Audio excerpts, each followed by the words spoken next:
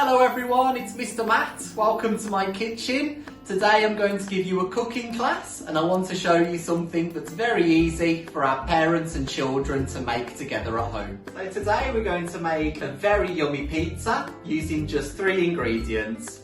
You'll need a baguette, you'll need some cheese and you'll need some tomato puree. Firstly, you'll need to cut the baguette in half. Parents will need to do this bit because you'll probably need to use a sharp knife. The next step is to squeeze the tomato puree onto the baguette. So we can squeeze a little bit there and a little bit there. And then afterwards we'll spread it over with our knife.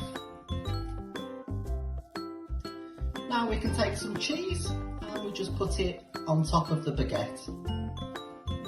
If you want to add extra ingredients like vegetables or meat, you can also do that now.